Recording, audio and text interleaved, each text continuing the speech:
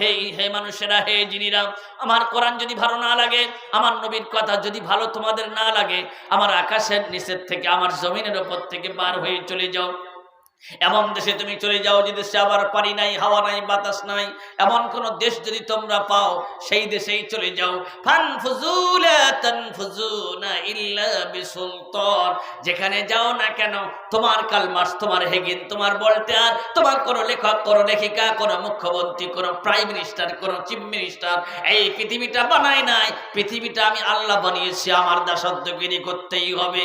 তো আমি আপনাদের খিদমতে যে কথাটা বলতে চেয়েছি, একটা কথা আমি বলে যাচ্ছি, জীবনের শেষ বক্তব্য হতেই পারে। যারা কোরআনের বিরুদ্ধে, হাদিসের বিরুদ্ধে, ইসলামের বিরুদ্ধে, নবীর বিরুদ্ধে, এই মাদ্রাসার বিরুদ্ধে যারা যত ষড়যন্ত্র করছে, এরা কোনোদিনের জন্য সফলতা অর্জন করতে পারবে না, পারবে না, পারবে না। ইনশাল্লাহ, ইনশাল্লাহ, ইনশাল্লাহ। বলবেন তার প্রমাণ আমার কাছ থেকে একটা নিয়ে নেন, যুক্তি হিসেবে একটা প্রমাণ দিয়ে নেন। এক সাহেব বলছেন, এই বেটা, এই লাইট অফ করো তো। লাইটের কাছে গিয়ে 3 ঘন্টা ফুঁক দিয়েছেন। 3 ঘন্টা ফুঁক দেওয়ার পরে এসে বলছেন, স্যার আমি তো 3 ঘন্টা ফুঁক দিলাম, লাইটটা তো কোনো মতেই অফ হলো না। আরে বেটা, তুই তো দূরের কথা, তোর দাদুও কবর থেকে উঠে এসে যদি এই লাইটের সামনে ফুঁক দেয়, এই লাইট কোনো মতেই অফ হবে না। এই লাইটটা অফ করার একটা রুলস আছে, নিয়ম আছে, শৃঙ্খলা আছে। দেখবি দেওয়ালের গায়ে একটা সুইচ আছে, ওই সুইচের উপরে লেখা আছে টি, তার মানে টিউবলাইট। আর একটা সুইচের উপরে লেখা আছে বি, তার মানে বাল্ব। আর একটা সুইচের উপরে লেখা আছে এইচ, তার মানে হ্যালোজিন। ওইখান থেকে অন করা আছে, চালু করা আছে। তুই লাইটের সামনে ফুঁক দিলে লাইটটা কি অফ হবে? আর যদি বেশি পাকামো করে লাইটের সামনে গিয়ে কোনো বাড়ি দিয়ে লাইটকে মারিস, তাহলে ওতে আছে কারেন্ট, ডেঞ্জারাস। ওই কারেন্ট ছুটে তোর দিকে এসে তুই মারাও যেতে পারিস। সুতরাং সুইচের কাছে গিয়ে সুইচটা অফ করতে হবে, তারপরে লাইটটা বন্ধ হবে। কোরআনের বিরুদ্ধে, হাদিসের বিরুদ্ধে, ইসলামের বিরুদ্ধে, নবীর বিরুদ্ধে, মাদ্রাসার বিরুদ্ধে যারা যত ষড়যন্ত্র করছে, এরা এই সমস্ত লাইটগুলির সামনে এসে ফুঁক দিচ্ছে। ষড়যন্ত্রটা হচ্ছে ফুঁক দেওয়া, কিন্তু সুইচের কাছে এরা করে মতেই পৌঁছাতে পারছে না, পারছে না। আমার আল্লাহ কোরআনে কারিমের ভিতরে পরিষ্কার করে বলে দিয়েছেন, দেখেন এই কোরআনের ভিতরে রাজনীতি, অর্থনীতি, সমাজনীতি, কোন পথে চললে মানুষ মুক্তি পাবে, কোন পথে চললে মানুষ ভ্রান্ত হয়ে যাবে। আবার এক কথায় কোরআন আমাদেরকে জানিয়ে দিচ্ছে, ওয়ালা রাতবি ওয়ালা ইয়াবিসিন ইল্লা ফি কিতাবিম মুবিন। জল এবং স্থলের টোটাল খবরগুলি আমি আল্লাহ কোরআনে কারিমের ভিতরে দিয়ে দিয়েছি। গীতা, বাইবেল, মহাভারত সমস্ত গ্রন্থগুলি নিয়ে, আর তার সঙ্গে এই কোরআনটাও দিয়ে যদি আটলান্টিক মহাসমুদ্রের উপরে ফেলে দেওয়া হয়, আমার এই যে সমস্ত বাচ্চারা, আর আমার ছেলের তুল্য বাচ্চারা যারা এই হাফিজ কোরআন হয়েছে, আমি ওদের কথাটা এবার সামনে আনছি। দেখেন আল্লাহ বলছেন, গীতা আনা সম্ভব হবে না, বাইবেল আসতেও পারবে না, মহাভারত আসতে পারবে না, কিন্তু আমার কোরআন আসলে পৃথিবীর বুকে মাদ্রাসা থাকবে, মসজিদ থাকবে, সবগুলি টিকে থাকবে। নাহানু নাযালনা যিকরা ওয়া ইন্না লাহু লাহাফিজুন। আমি আল্লাহ এই কোরআনকে অবতীর্ণ করেছি, আর এই কোরআনকে সংরক্ষণ করার দায়িত্ব আমি আল্লাহ নিজ হাতেই রেখে দিয়েছি। জোরে বলুন সুবহানাল্লাহ, নারায়ে তাকবীর। আওয়াজটা একটু জোরে দেবেন, মুসলমানের মতো দেবেন।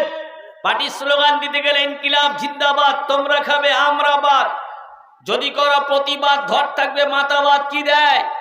চিল্লে চিল্লে গলাটা বসে যায়। বুখারীর হাদিসে এসছে, যেখানে কোরআন ও হাদিসের কথা হয়, আল্লাহ রহমতের মালাইকা ফেরেশতারা সেই জায়গাটা বেষ্টন করে নেয়, ঘিরে নেয়। বাংলা থেকে বলা হয় দেবদূত, ইংলিশ থেকে বলা হয় এনসিড, ফার্সি থেকে বলা হয় ফারিস্তা, আরবি থেকে বলা হয় মালাইকা। এ মাহফিল শেষ হয়ে যাবে, ওয়াজ বুঝি আর নাই বুঝি, আল্লাহর ফেরেশতারা আল্লাহর কাছে পৌঁছে যাবে। আল্লাহ পাক সবকিছু শোনার পরই বলবেন, ওই মাদ্রাসার সামনে যারা তোমরা কোরআন হাদিসের কথা শুনেছো এবং যারা বলেছে ওদের জন্য জান্নাতটা হালাল, জাহান্নামটা হারাম। এক কথায় কোরআন থেকে আমরা জানতে পারি, ইন্নাল আবরারা লাফি নাঈম ওয়া ইন্নাল ফুজ্জারা লাফি জাহিম। যারা ভালো কাজ করবে ভালোর প্রতিদান জান্নাত, আর খারাপ কাজ করবে তাদের জন্য খারাপের প্রতিদান জাহান্নাম। তার তাকবীরের ধ্বনিটা আওয়াজটা একটু জোরে দেবেন, আল্লাহ পাকের আরশ আজিম পর্যন্ত পৌঁছে যাবে। দেন স্লোগান, নারায়ে তাকবীর।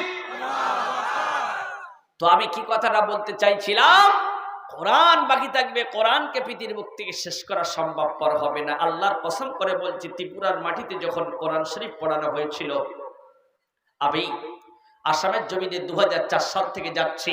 আসাম, ত্রিপুরা, মেঘালয় রাজ্য, বিহার, ঝাড়খণ্ড আর পশ্চিমবঙ্গের এমন কোনো জেলা নেই যে জেলার পানি আমার পেটে নেই। ফেব্রুয়ারির 17 তারিখে ইউটিউবিতে বক্তব্য আমার আছে। নওগাঁ ডিস্ট্রিক্ট বাংলাদেশের জমিনে ধর্মীয় সভা করে ফার্স্ট ওইখান থেকে ফিরেছি। তো আমি সব জায়গায় একটা কথা বলছি যে কোরআনকে পৃথিবীর বুকে শেষ করা সম্ভব নয়। তো ত্রিপুরার মাটিতে যখন কোরআন পড়ানো হয়েছিল, আমি কোরআন শরীফ কালেকশন করেছিলাম আসামের জমিনে। আমার মনে হচ্ছে 20 থেকে 30 হাজার কোরআন শরীফ আমি কালেকশন করেছি। 20 থেকে 30 হাজার। কিরকম ভাই, আপনারা এখানে 50টা কোরআন কারা কারা দিতে পারেন বলুন? বলে আমি একা দেবো। আরেকজন বলছেন আমি 50টা দেবো। আরেকজন বলছেন আমি 100টা দেবো। আরেকজন বলছেন আমি 30টা দেবো। আরেকজন বলছেন আমি 20টা দেবো। এইরকম করে করে আমার একটা মনে হিসাব হচ্ছে আনুমানিক কম বেশি হতে পারে। আমি এরকম যখন বলেছি, মানুষ ফুলঝুরির মতো কোরআন দিচ্ছেন। তো কেন দিচ্ছেন? কেন দিচ্ছেন? আল্লাহর কোরআন পুড়িয়েছে, কোরআনের মহব্বতে দিচ্ছে। আর কোরআন নেই, কিচ্ছু নেই। এই বাচ্চাগুলি যারা কোরআন শরীফের হাফিজ হয়েছে, 9টা ছেলে, এদের মধ্য থেকে একটা ছেলেকে ডাকা হবে, বাবু পৃথিবীর বুকে আর কোনো কোরআন একটাও নেই। সোনার মানিক, তুমি একটু পড়ো তো। আলহামদু শরীফ থেকে নিয়ে সূরা নাস পর্যন্ত যখন পড়বে, কয়েক ঘন্টার ভিতরে হাজার হাজার লাখ লাখ কোরআন আবার এই পৃথিবীর বুকে নতুন করে জন্ম নেবে। জোরে বলুন সুবহানাল্লাহ। সেই কোরআনকে আজকে এই মাদ্রাসায় 9টা ছেলে কোরআনের হাফিজ হয়েছে।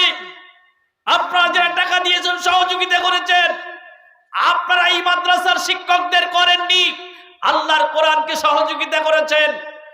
এই মাদ্রাসায় আপনারা মুক্ত হস্তে হাজার হাজার লাখ লাখ টাকা যারা দিয়েছেন, দিচ্ছেন, দেবেন। যদি কেউ আমানতের খেয়ানত করেন, আপনার প্রাপ্য আপনি পাবেন। ওমাইয়াকুলুল ইয়াতিমা ওয়াল্লা ইয়াউমাল কিয়ামা। যদি কেউ আমানতের খেয়ানত করে, কিয়ামতের দিন তারও আমানতের খেয়ানত করা হবে।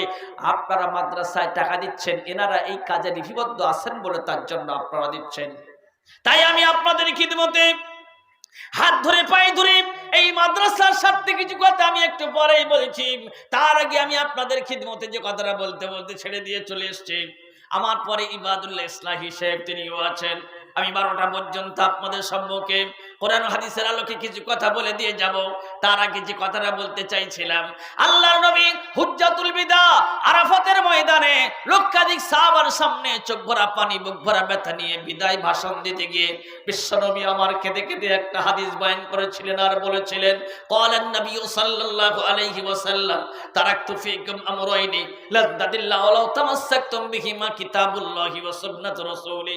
আল্লাহর নবী হুজ্জাতুল বিদা আরাফাতের ময়দানে লক্ষাধিক সাহাবার সামনে চোখ ভরা পানি, বুক ভরা ব্যথা নিয়ে বিদায় ভাষণ দিতে গিয়ে কেঁদে কেঁদে বিশ্বনবী আমার বলেছিলেন, আমার সাহাবারা, কাল বৈশাখের ঝড় যখন আসে, গাছ পড়ে যায়, দেওয়াল নড়ে যায়, খড় উড়ে যায়, আখিরি জামানায় তোমাদের দিন ওই ইমানের উপরে কাল বৈশাখের ন্যায় ঝড় আসতে থাকবে। সেদিন আমি নবী মুহাম্মদুর রাসূলুল্লাহ তোমাদের মাঝে থাকবো না। তোমরা সেদিন কার ছায়ায় গিয়ে দাঁড়িয়ে তোমাদের দিন ওই ইমানটা হেফাজত করবে? তাই আমি নবী মুহাম্মদুর রাসূলুল্লাহ তোমাদের মাঝে 2টা জিনিস দিয়ে গেলাম। একটি হলো কোরআন শরীফ, আর একটি হলো হাদিস পাক।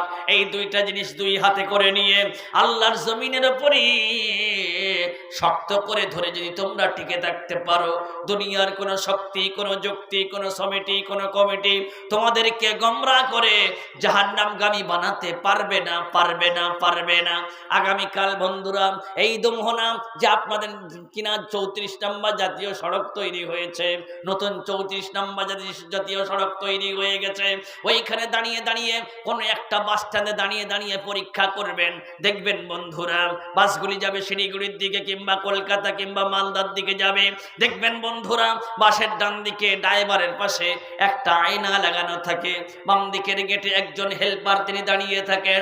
ড্রাইভার আয়নায় মুখ দেখেন কেন বলেন দেন দেখি, কোন গাড়ি পিছন দিক থেকে ডান দিক থেকে ওভারটেক করছে কিনা, এটাই তিনি ফলো করেন আর দেখেন। ড্রাইভার আয়নায় মুখ দেখেন, হেল্পারের সাহায্য নেন।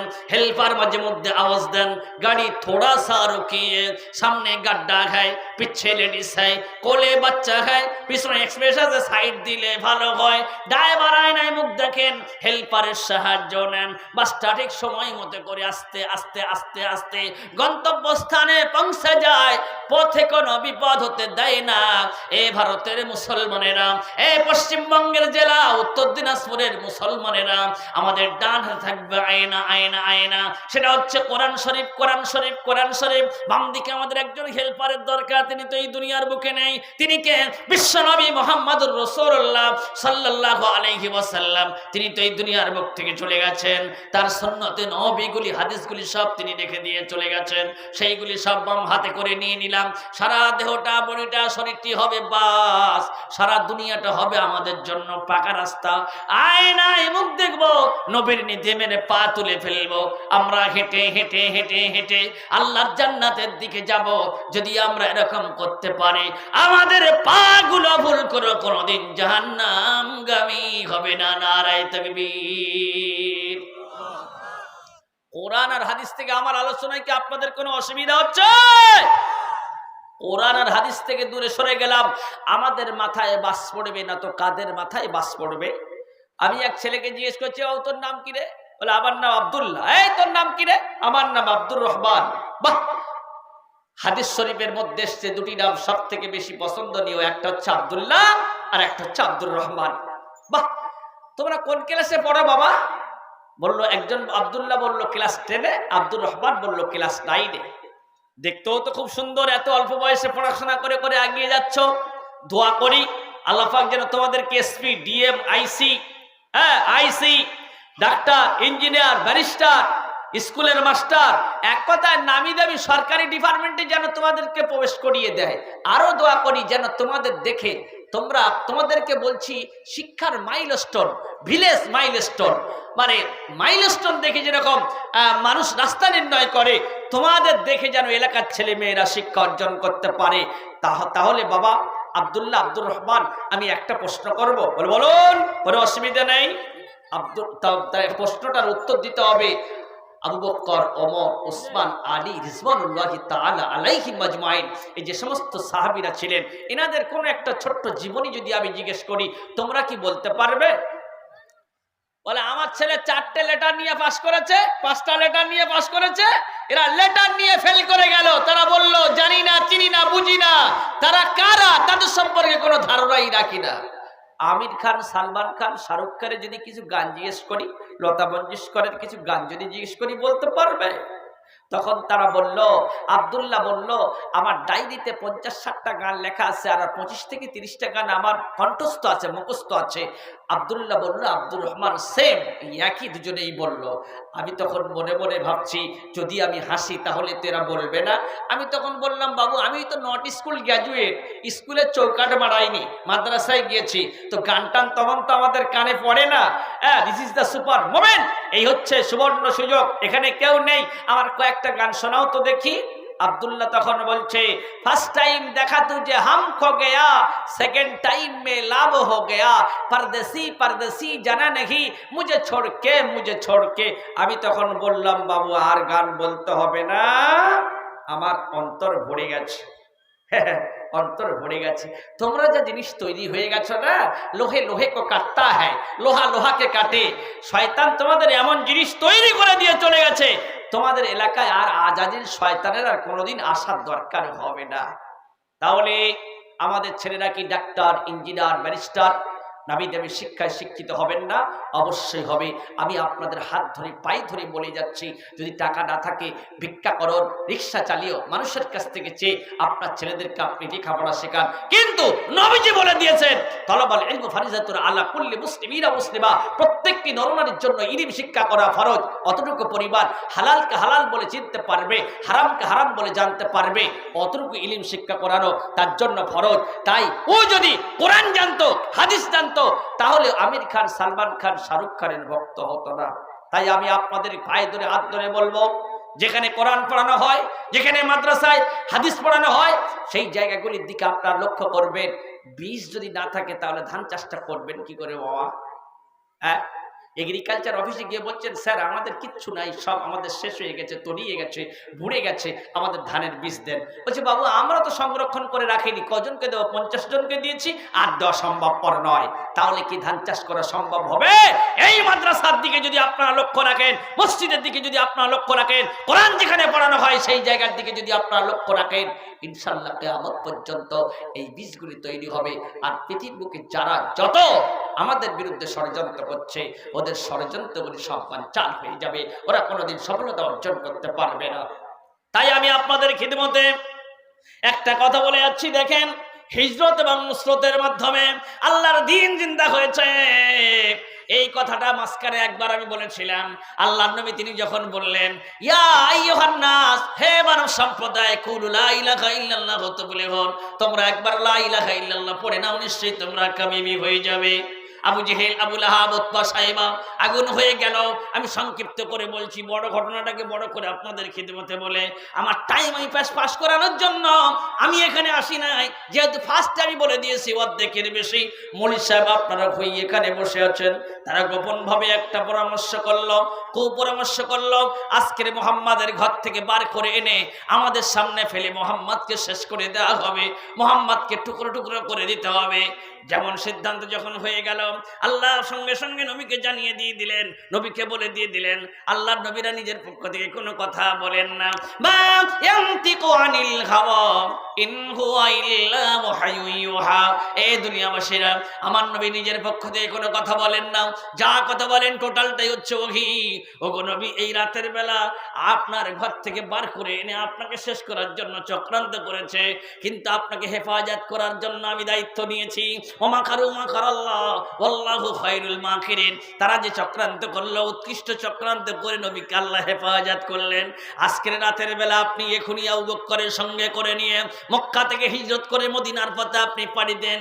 বিশ্ব নবী গিয়ে রাতের বেলা আবু বকরের যখন ডাকলেন, এক ডাকে তিনি সাড়া দিয়ে দিলেন। আর বেশি করে আমি বলবো না, কি করতে হবে? হিজরত মনে হয় হুজুর মনে হয় করতে হবে। হ্যাঁ হ্যাঁ হ্যাঁ, চলো তোমার সঙ্গে করে নিয়ে করে আমি হিজরত করছি। এবার হিজরত করার জন্য মক্কা থেকে মদিনার প্রান্তরে যাচ্ছেন। গারে সুর পর্যন্ত যখন গেলেন, আল্লাহ পাক জানিয়ে দিয়ে দিলেন আর যাওয়া যাবে না। এই গুহার ভিতরে আপনি এবং আপনার সাথী আবু বকর দুজনেই এখানে থাকুন, তারপরে আমার অর্ডার হবে, তারপরে আপনি যাবেন। অনেক আলিম অনেকে বক্তব্য করতে করতে বলেন, আল্লাহর নবী কাফেরদের ভয়ে গুহার ভিতরে তিনি ছিলেন, নাউজুবিল্লাহ মিন যালিক। তিনি ঘর থেকে বার হচ্ছেন, ঘরের চতুর্দিকে সব কাফেররা ঘিরে নিয়েছে, আর কোরআন শরীফের একটা আয়াত পড়ে তিনি কিছু বালু হাতে নিয়ে, কাঙ্কর হাতে নিয়ে ছুড়ে দিয়ে দিলেন, ওয়াজআলনা মিন বাইনি আইদিহিম সাদ্দান ওয়া মিন খালফিহিম সাদ্দান ফাআগশাইনাহুম ফাহুম লা ইবসিরুন। কিছু একদম না বললেও হচ্ছে না, তিনি যখন ছড়িয়ে দিয়ে দিলেন, অ্যাটম বোমা হয়ে গেল, পারমাণবিক বোমা হয়ে গেল। ওরা দেখতে পেল না, তার ভিতর থেকে নবীজি বার হয়ে চলে গেলেন। আল্লাহর নবী কাফেরদের ভয়ে, ওখানে কেউ নেই, উনি ওর ভিতরে লুকিয়ে আছেন, নাউজুবিল্লাহ মিন যালিক। আল্লাহর ওয়ার্ডার, আল্লাহর হুকুম ফলো করে আল্লাহর নবী এবং নবীর সাহাবী আবু বকরকে নিয়ে গুহার ভিতরে থাকলেন। থাকো।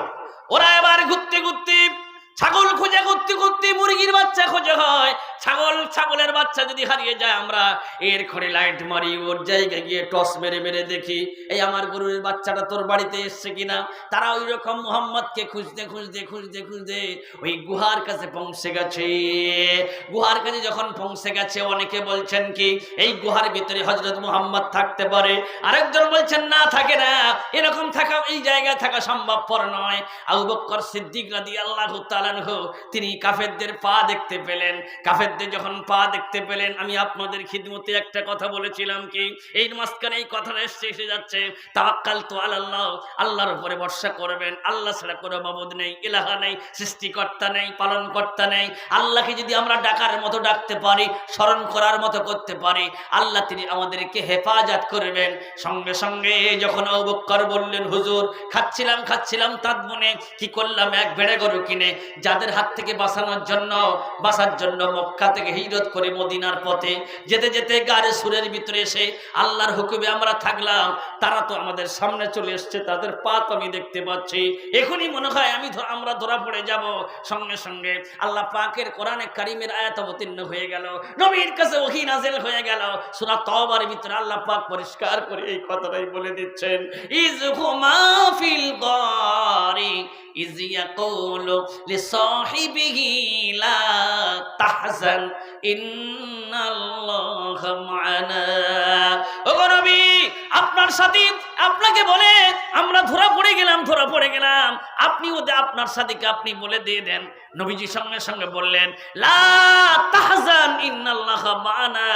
সঙ্গে সঙ্গে নবীজি বলে দিয়ে দিলেন, আবু বকর তুমি ভয় পেও না, আল্লাহ তিনি আমাদের সঙ্গে আছেন, তিনি রাস্তা দেখাবেন, তিনি আমাদেরকে হেফাজত করবেন, কোনো অসুবিধা হবে না।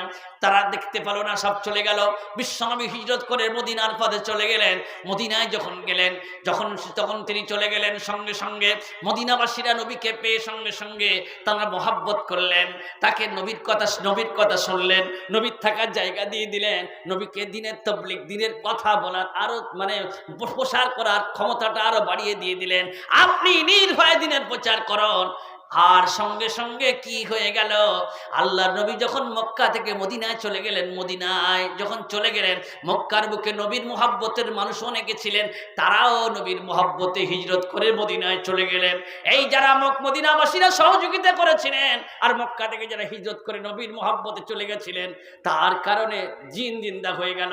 আর তাদের সম্পর্কে আল্লাহ পাক কোরআনে কারীমের ভিতরে বললেন, ওয়াস-সাবিকুনাল আউয়ালুনা মিনাল মুহাজিরিন والأنصار الذين اتبعوهم بإحسان رضي الله عنهم ورضوا عنه। আল্লাহ বলেছেন মুহাজির এবং আনসারদের জন্য আমি আল্লাহ রাজি হয়ে গেলাম, তারা আমার জন্য রাজি হয়ে গেল, আমি আল্লাহ তাদের জন্য রাজি হয়ে গেলাম। তাই আমি আপনাদের খিদমতে আর একটা হাদিস বলেছিলাম, লা ইউমিনু আহাদুকুম হাত্তা কুনা হাব্বা ইলাইহি মিন ওয়ালিদিহি ওয়া ওয়ালাদিহি ওয়ান নাস আজমাইন। অতক্ষণ পর্যন্ত তোমরা পরিপূর্ণ মুমিন হতে পারবে না যতক্ষণ পর্যন্ত ছেলে পুলে বাল বাচ্চা আত্মীয় স্বজন পাড়া প্রতিবেশী সবার থেকে আমি নবী মুহাম্মদুর রাসূলুল্লাহ আমাকে যদি তোমরা না বেশি মহব্বত করো, তোমরা প্রকৃত মুমিন মুসলমান হতে পারবে না।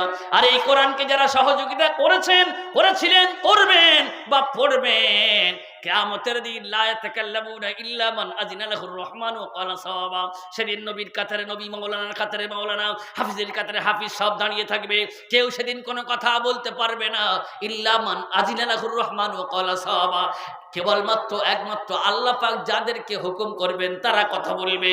কিন্তু আমি একটা হাদিস পড়েছিলাম, এই হাদিসটার উপরে যদি আপনারা আমল করেন, এই হাদিসটার উপরে যদি আপনারা আমল করেন, তাহলে ইনশাআল্লাহ আপনাদের জন্য আল্লাহর কোরআন সুপারিশ করবে। সেদিন কোরআনের থেকে বড় সুপারিশকারী আর সেদিন কাউকে খুঁজে পাওয়া যাবে না। বলবেন হাদিসটা কি? আমি পড়েছিলাম, ইকরাউল কোরআন ফাইন্নাহু ইয়াতি ইয়াউমাল কিয়ামাতি শাফিআল লিআসহাবিহি। তোমরা এই কোরআনটাকে পড়তে থাকো, মুসলিম শরীফের হাদিসের মধ্যে এসেছে, তোমরা এই কোরআনটাকে পড়তে থাকো। এই কোরআন দুনিয়ার বুকে যারা পড়বে তাদের জন্য কিয়ামতের দিন আল্লাহর কাঠগড়ার সামনে কোরআন দাঁড়িয়ে সুপারিশ করবে। আল্লাহ, আমি তো কোরআন পড়তে জানি না, কিন্তু কোরআন যারা পড়েছে, যারা হাফিজ হয়েছে, যে মাদ্রাসায় পড়ানো হচ্ছে, সেইখানে আমি সহযোগিতা করেছি। আল্লাহ তুমি কি আমাকে দেখবে না? মান কানা লিল্লাহি কানা আল্লাহু লাহু। যারা আল্লাহর হয়ে যাবে আল্লাহ তাদের হয়ে যাবে। আর একটা কোরআন শরীফের আয়াত আছে, লা ইয়াকাল্লিফুল্লাহু নাফসান ইল্লা উসআহা। আল্লাহ তিনি জানে সাধ্যের অতীত আল্লাহর বান্দার উপরে আল্লাহ পাক তিনি মুআখাযা করেন না, ধরেন না। এ ভাই, এক আল্লাহর কাঠগড়ার সামনে একটা লোক বিশাল বড় অপরাধ করে এসে আল্লাহর কাছে যখন দাঁড়িয়েছে, আল্লাহ বলছেন যা তোকে আমি ক্ষমা করে দিলাম। কারের কোনো কথা বলার অধিকার আছে? কিন্তু আল্লাহ বলছে তুই যদি কোনো মানুষের সঙ্গে কোনো অন্যায় কিছু কাজ করে থাকিস, ওটা কিন্তু ও যদি তোর ক্ষমা না করেন তাহলে আমি কিছু করতে পারবো না। আমি আপনাদের খিদমতে বলে যাচ্ছি, মুসাফির হয়ে দোয়া দিয়ে যাচ্ছি, মুসাফিরের দোয়া কবুল হয়, নবীজি বলে দিয়েছেন। বলবেন তার প্রমাণ হাদিস থেকে নিয়ে নেন, সালাসু দাওয়াতিন মুস্তাজাবাতিন লা শাক্কা ফীহি দাওয়াতুল মুজলুমি ওয়া দাওয়াতুল মুসাফিরি ওয়া দাওয়াতুল ওয়ালিদি আলা ওয়ালাদি। তিন ব্যক্তির দোয়া কবুল হয়, তার ভিতরে এক ব্যক্তি হচ্ছেন মুসাফির। তো আমি মুসাফির হয়ে এখানে এসেছি, আপনাদের জন্য দোয়া করবো আল্লাহ পাক যেন গাড়ি দেয়, বাড়ি দেয়, অর্থ দেয়, ধন সম্পদ দেয়, এলাকার হিরো আল্লাহ পাক যেন আপনাদেরকে বানিয়ে দেয়। তার ভিতরে হাল জাযাউল ইহসানি ইল্লাল ইহসান, क्या ইহসান के बदले में ইহসান नहीं है। আমি আপনাদের খিদমতে এসেছি, আমি যদি আপনাদের খিদমতে বলি আমাকে এক গ্লাস পানি দেন, আমার খুব পিপাসা লেগেছে, আপনারা কি আমাকে দেবেন না? অবশ্যই দেবেন। আমি নবীর মহব্বতে এই নবীর মাদ্রাসায় এসেছি, এরা ইনভাইট করেছেন, নবীর মাদ্রাসার স্বার্থে আমি আপনাদের খিদমতে বলবো। আমার আগের বক্তা যিনি ছিলেন তার হাতেই আপনারা চাঁদা দিয়েছেন, আমার হাতে আপনারা কিছু দিয়ে যাবেন। আমি দোয়া করব আল্লাহ পাক যেন আপনাদের গাড়ি দেয়, বাড়ি দেয়, অর্থ দেয়, ধনসম্পদ দেয়, লক্ষ লক্ষ কোটি কোটি টাকার মালিক বানিয়ে দেয়। আল্লাহর কাছে দোয়া করব এমন কোন বীরের বেটা বীর আছেন সিংহের মতো দাঁড়িয়ে গর্জন করে উঠে বলবেন ইনশাআল্লাহ আমি 5,000 টাকা দেব, কেউ আছেন? আমি তার জন্য প্রাণ উজাড় করে দোয়া করব। আছেন কোন বন্ধু? কেউ আছেন? আমি 5টা নাম চাইছি, এরকম যদি কেউ থাকেন। হিজরত এবং নুসরতের মাধ্যমে আল্লাহর দ্বীন জিন্দা হয়েছে, এখানে আল্লাহর কোরআন প্রতিষ্ঠিত হচ্ছে, মানে হাফিজ কোরআন তৈরি হচ্ছে, এখানে দ্বীন, এখানে আপনারা যদি সহযোগিতা করেন হিজরত এবং নুসরতের তুল্য বলল আল্লাহর দ্বীন প্রতিষ্ঠিত হবে। এমন কোন বন্ধু, এমন কোন বীরের বেটা বীর আছেন? আমি আপনাদের খিদমতে একটা হাদিস পড়ছি। সারা জীবন আপনি তাহাজ্জুদের নামাজ পড়েছেন, ওমিনাল লাইলি ফাতাহাজ্জাদ বিহি নাফিলাতাল লাক আসা ইয়াবাসাকা রাব্বুকা মাকামান মাহমুদা। রাতের বেলা তাহাজ্জুদের নামাজ পড়ে মাকাম মাহমুদে পৌঁছে গেছেন। আপনি ইন্তেকাল করার আগে সব সবগুলি একবার নিয়ে কবরে চলে গেছেন।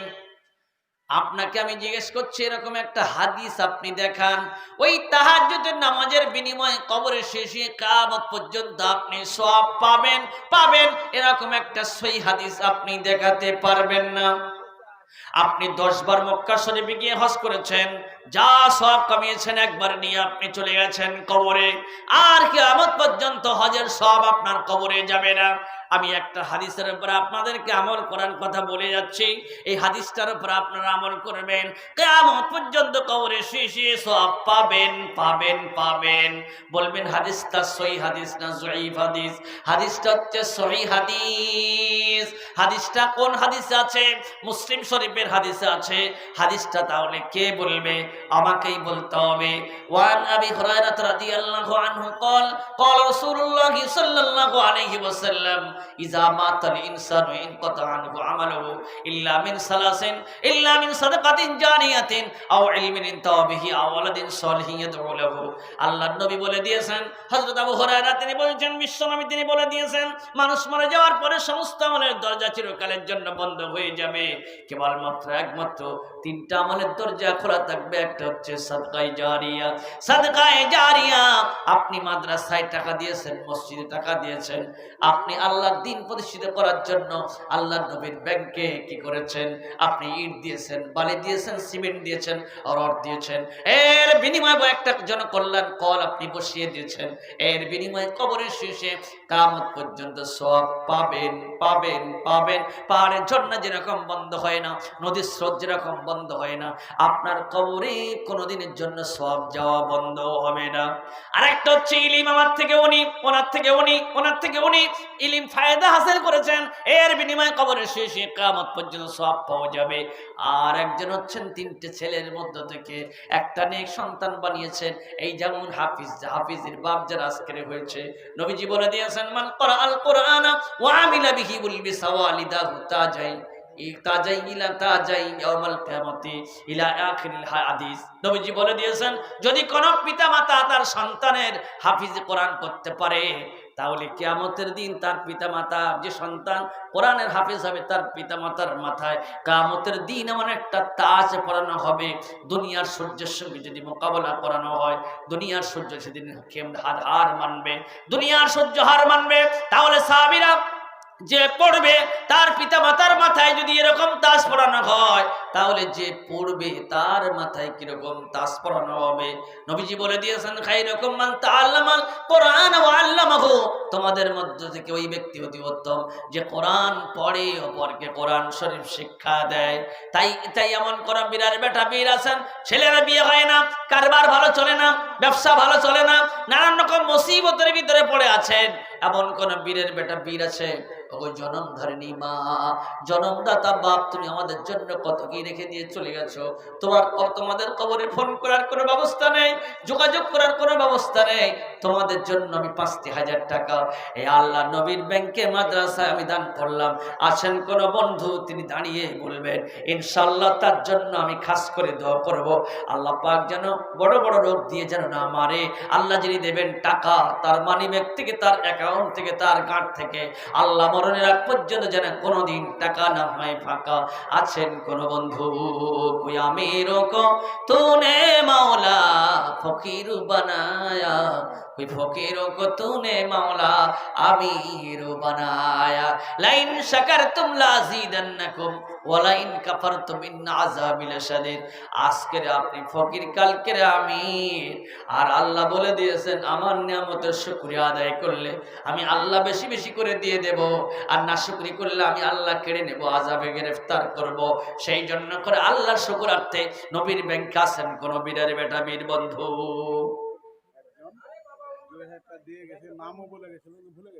আল্লাহু আকবার, আল্লাহু আকবার।